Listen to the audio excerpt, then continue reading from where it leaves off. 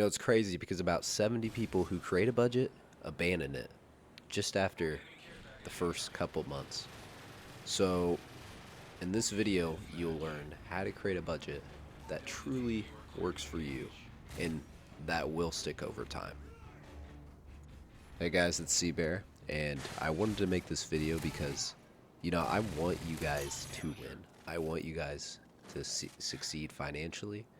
I want you guys to accomplish your dreams and be able to provide for others and a family and just be someone that you're proud of. So, with that being said, let's get right into it. So, many people struggle with a budget because often they set unrealistic goals and just fail to keep track of their expenses effectively. So, one way that I like to look at budgeting, because budgeting, investing, building wealth, they all go hand to hand. So, I know a lot of you guys like to play video games that watch this channel. So, why can't we just say that dollar amount in your bank account is just a point system, kind of? So, the more points you have, the more you are going to win. I think we need to have the mindset that life is pretty much a video game. So, if you guys want to win in video games, why don't you want to win in the biggest video game of all, which is life? So again, just use those numbers in your bank account at XP. I think it's important to think of it as like a game because I know I love winning, and you guys should too. Winning feels great, and I think thinking of it as a game makes it a lot more fun. Kind of gives you some markers to work towards, some flags to pass, and it just makes it more lighthearted. I think once you start finding your passion, you can make a lot of money and then begin to budget, save, start investing, start building yourself up. So let's explore some steps of how to set up your budget. So we need to have goals when we're looking to budget. So let's discuss like short-term goals. Say you want to save up for a vacation, paying off a credit card, have an emergency fund, or maybe just some item that is a significant amount of money. Not a lot, but short-term wise, you can't just buy it willy-nilly. So maybe you want to save up that and build up a saving muscle, you could say. Like small steps are what you need, and small steps will lead into big things, especially when it comes to investing. Saving $50 a week, even $100 a month can really compound over time, and you guys got to realize that. I mean, just look up a compound calculator. It is ridiculous how much your money can grow over time. It's insane. So let's also look at long-term goals, and this is investing for retirement, purchasing a home, your mortgage, and these are goals that are more specific, and we need to make sure we know the right metrics on it and the time. If you want a down payment on a house, then that really takes some planning, and you need to know precise amounts because it's a big chunk of money compared to, say, your annual salary.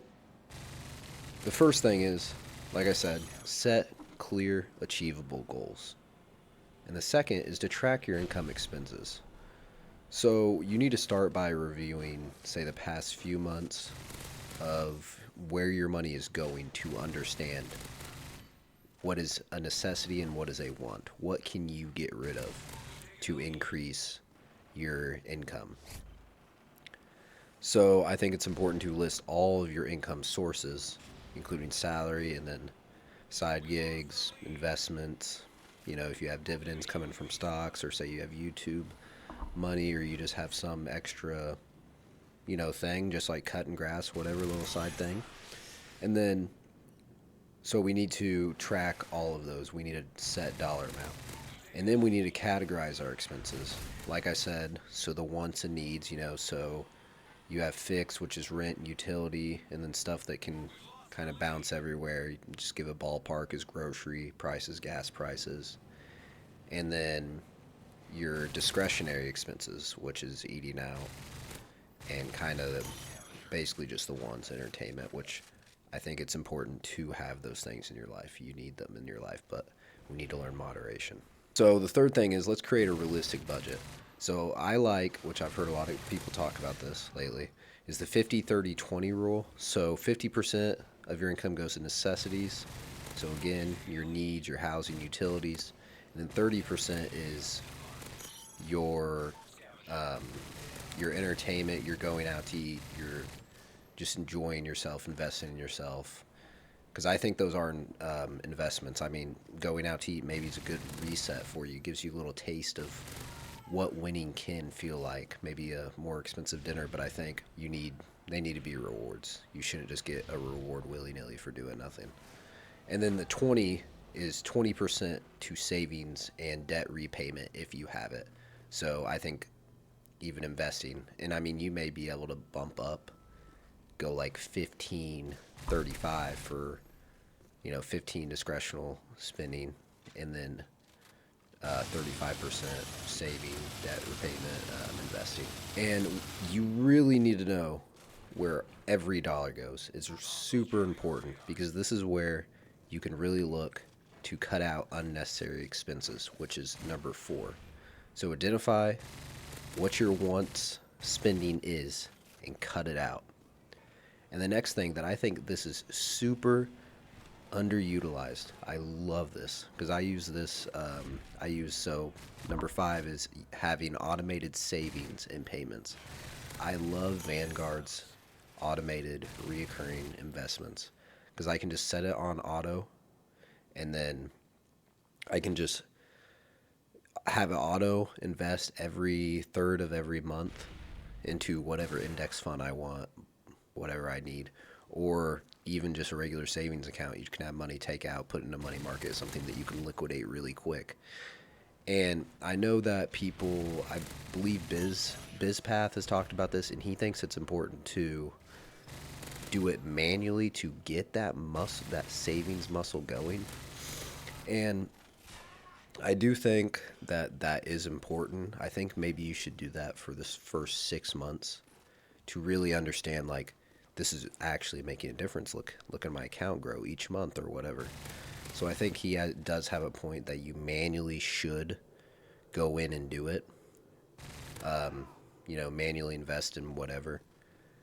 But I think after a while, you can set it to auto to save your time and go do other things.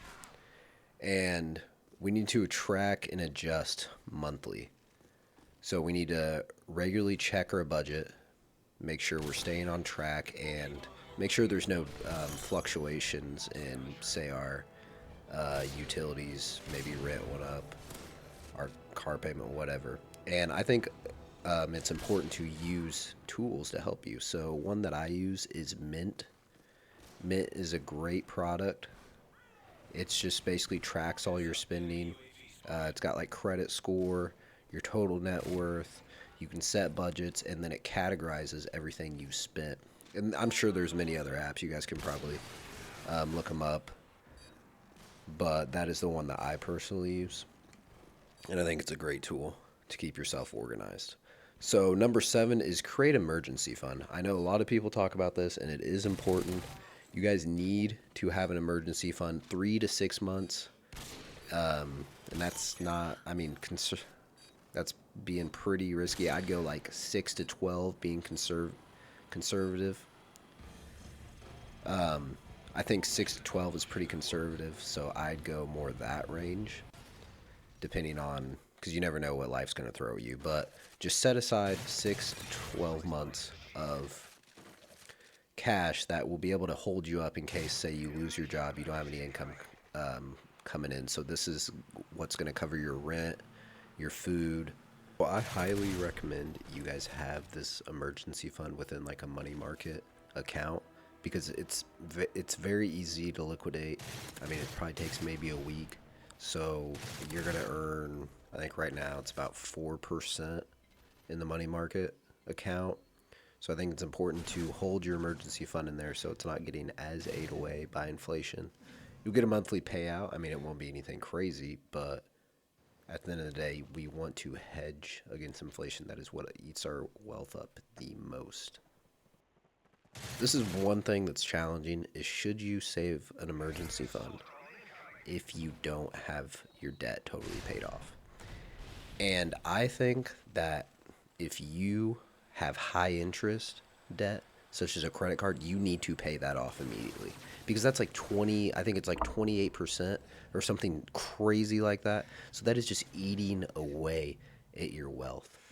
But say if it's more 3%, it's an auto loan or whatever, that's not that big. But just high debt, high rate debt is just eating away at your net worth and what you could be. So again, create an emergency fund, but let's get that high interest debt paid off first.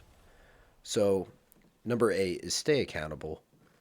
Honestly, you need to be talking, maybe your boyfriend, girlfriend, whoever, your friends, to keep you motivated to stay on and budget. Because it is hard to build that muscle, that savings muscle when you first start. It is very difficult. But I think just having someone check in with you, will make your goals much easier. And you need to remind yourself why you created the budget in the first place. Why were you motivated? What did you want? Do you want wealth for future generations of your family? What do you want? Are you saving up for a house? Why did you make the budget in the first place?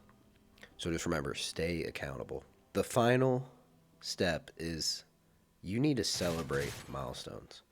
When you hit savings goals or successfully stick to your budget for a month, let's reward yourself with small things such as going out to eat, whatever. Small things that make you happy and that can really make you proud of yourself. You need to celebrate to help keep the momentum going. Understand that it's all about the small victories. Small victories add up to very big victories. Small savings here and there add up to very big savings here. So remember, what are you building? What are you wanting to build? Are you wanting to just be broke your whole life, not have anything nice, not be able to support your family? I think it's important to understand what you want and actually put action towards what you want. Don't tell people what you want. Put actions towards it that show them that you want it. Thank you guys for listening. I hope this video helped, and if it did, please drop a comment down and let me know your thoughts. And also, my email's in the description, so if you guys have any questions, please email me them, and I will answer them. I love helping you guys out, and I want to see you win. I want to see you guys win. So just remember, your biggest cheerleader is yourself, okay?